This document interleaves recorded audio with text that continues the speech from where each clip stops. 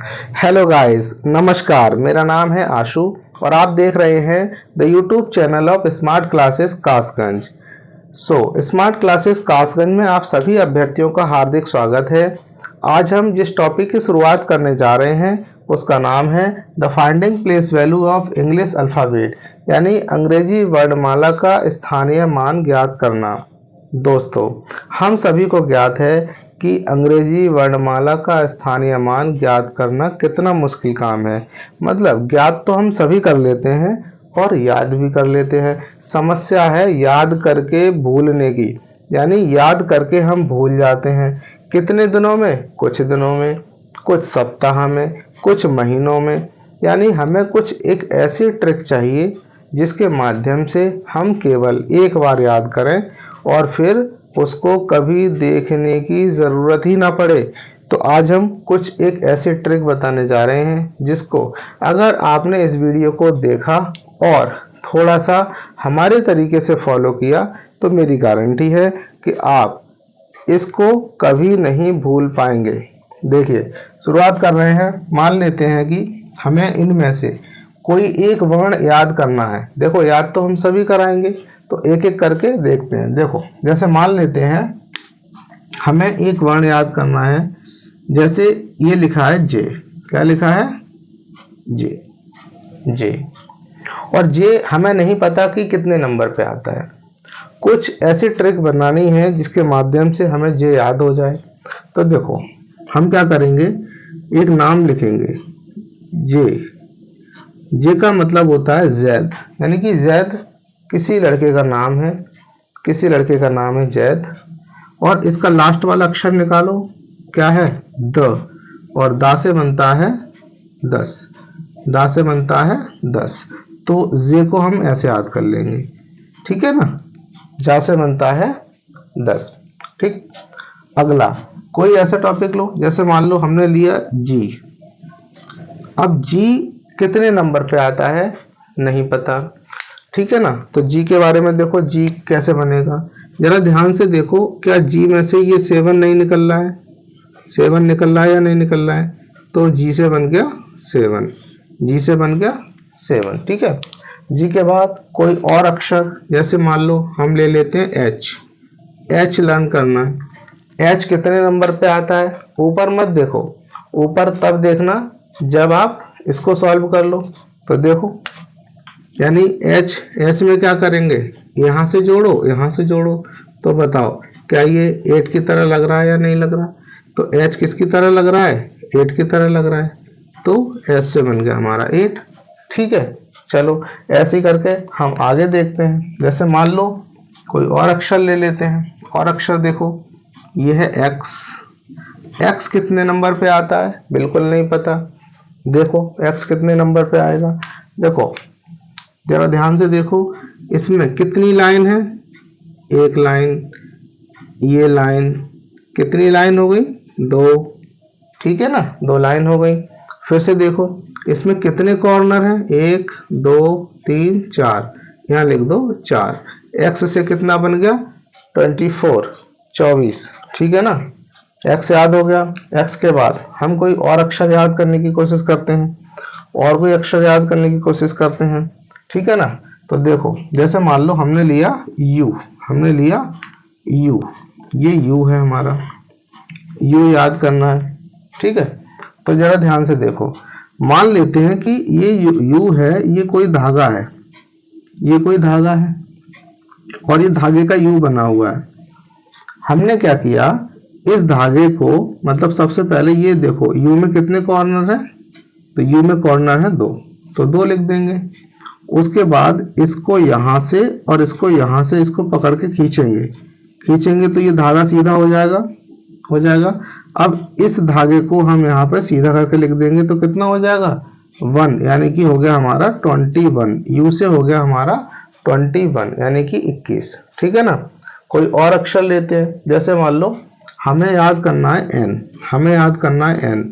नहीं पता कि एन कितने नंबर पे आता है। बिल्कुल नहीं पता कि एन कितने नंबर पे आता है।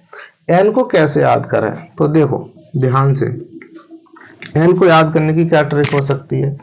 सबसे पहले मान लो कि ये कोई धागा है, ऐसे मान लो ये धागे का एन है, हमने यहाँ से और यहाँ से पकड़ के इसको खींचा, जब खींचा तो ये कुछ इस टाइप का बन गया, ऐसे खींचेंगे तो ये इस टाइप का बन गया। अच्छा बन गया तो हमने इसको 1 मान लिया, क्लियर, 1 मान लिया। अब जरा ध्यान से देखो, अगर मैं यहाँ से इरेज कर दूं थोड़ा सा और, तो आपको नहीं लग रहा कि ये 1 और ये यानी कि रोमन का 4, ये रोमन का 4।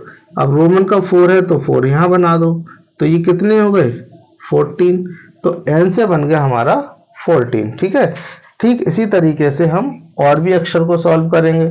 देखो जैसे ये लिखा है t, ये लिखा है t, तो t से क्या होता है, t से डायरेक्ट याद कर लो, t for 20, t for 20, इसे तो याद करने की जरूरत ही नहीं पड़ी, तो t for 20। ठीक है ना। और देखें, जैसे मान लो एक अक्षर है हमारा, इसका नाम है q, इसका नाम है q। अब ये q से क्या बनता है, तो देखो ध्यान से, q से क्या बनता है, q में अगर ध्यान से देखा जाए तो देखो ये देखो ये 1 है और ये 7 है, ये 1 है ये 7 है, ये 1 है ये 7 है, q से बन गया 17, q से बन गया 17। ठीक है, समझ आ रहा है। चलो अगला देखते हैं, और कोई याद करने की कोशिश करते हैं। देखो सपोज करो मान लो k है, हमें नहीं पता कि k से क्या बनेगा, k से क्या बनेगा। अब k को लर्न करना है, k को कैसे लर्न करेंगे, तो जरा देखो इसमें हम क्या करते हैं, k को पहले इनको 2 भागों में अलग अलग कर लो। देखो एक ये डंडा यहाँ खींच लो और ये वाली लाइन ऐसे खींच लो, क्लियर, इतना कर लेंगे। उसके बाद जरा ध्यान से देखो, मान लो कि एक धागा है, इसको यहाँ लिख दो, और ये भी धागा है, यहाँ से पकड़ के खींचेंगे तो ये भी सीधा हो जाएगा, और इस सीधे को उठा करके यहाँ रख देंगे, तो कितना हो जाएगा 11। तो k से बन गया 11, k से बन गया 11। इसी तरीके से हम और भी अक्षर को सॉल्व करेंगे। तो देखो और कौन कौन से बचे, जैसे मान लो m बचा, तो m को लिख लेते हैं, ये है m। जरा ध्यान से देखना, m है, m को मान लो ये धागा है, यहाँ से और यहाँ से पकड़ के खींचेंगे तो ये सीधा हो जाएगा, सीधा हो जाएगा। फिर हम इसको वर्टिकल फॉर्म में रख देंगे, जैसे ही हम इसको वर्टिकल फॉर्म में रखेंगे तो ये 1 बन जाएगा। बन के बाद हम क्या करेंगे, इसको फिर से m बना लेंगे, यानी कि जो m बनाएंगे, अब इस m को इतने डिग्री पर इस तरीके से घुमा देंगे। तो बताओ क्या ये 90 डिग्री पर घूमने के बाद क्या ये 3 की तरह नहीं लग रहा है, लग रहा है या नहीं लग रहा है, तो ये बन गया हमारा 13, ये बन गया हमारा 13। उसके बाद हम कोई और अक्षर लेने की कोशिश करते हैं, तो जैसे मान लो m के बाद हम w ले लेते हैं। अब w लेंगे तो देखो w के साथ भी बिल्कुल यही कंडीशन है जो इसके साथ है, लेकिन थोड़ी सी इसमें क्या करना है कि इसमें देखो इसमें कितने पॉइंट हैं 2, तो हम बना लेंगे 2। ठीक है, अब इस w को हम इस तरीके से टेढ़ा कर देंगे। ठीक है, तो ये यहाँ बना दो, ये यहाँ बना दो, कितने हो गए w से 23। समझ आ रहा है, समझ आ रहा है ना। अब कितने अक्षर बचे, कुछ और बचे हैं थोड़े बहुत। ठीक है ना, r से देख लेते हैं, r से क्या बनता है, ये r है, ये r है, हमें नहीं पता कि r से क्या बनेगा। तो जरा ध्यान से देखो, r में ये जो लाइन है, ये जो लाइन है, क्या हम इसको 1 मान सकते हैं, बिल्कुल मान सकते हैं।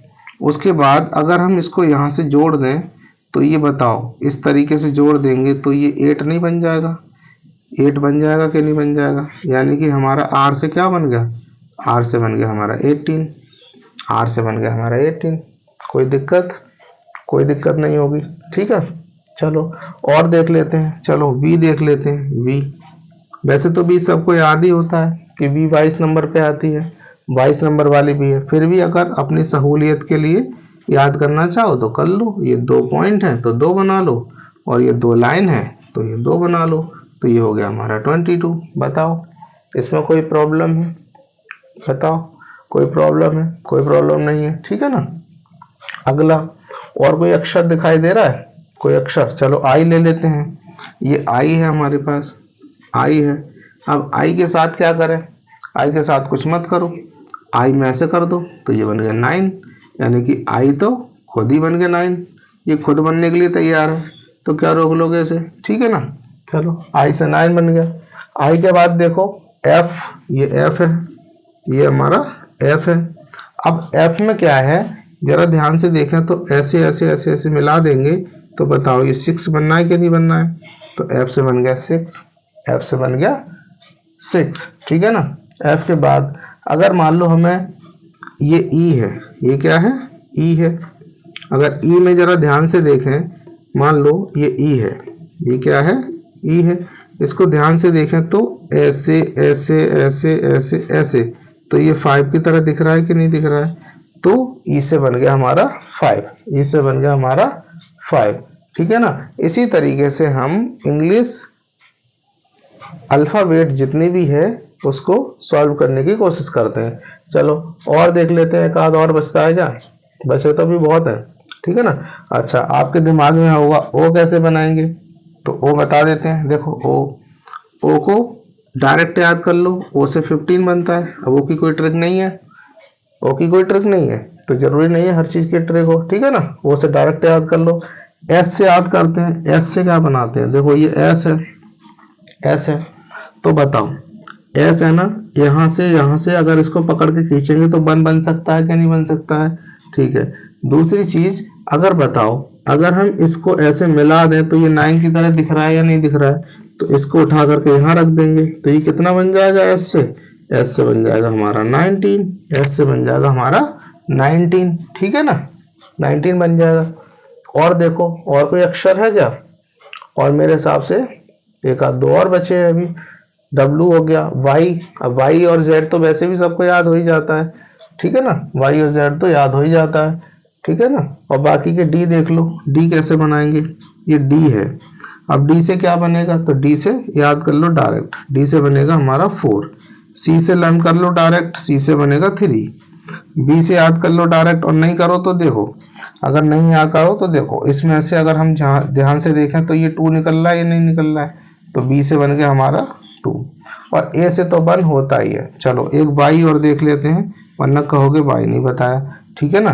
तो ये Y और देख लेते हैं, ये मान लो Y है, तो Y में क्या है, Y से कितना बनता है 25, तो जरा ध्यान से देखो, ये है, तो ये हो गया बेटा 2, कितने हो गए 2, और जरा यहाँ से हटा देंगे तो ये कितना हो गया, रोमन का 5, ठीक है ना, समझ आया, रोमन का 5, ये हो गए 25, तो 22 से हो गया 25।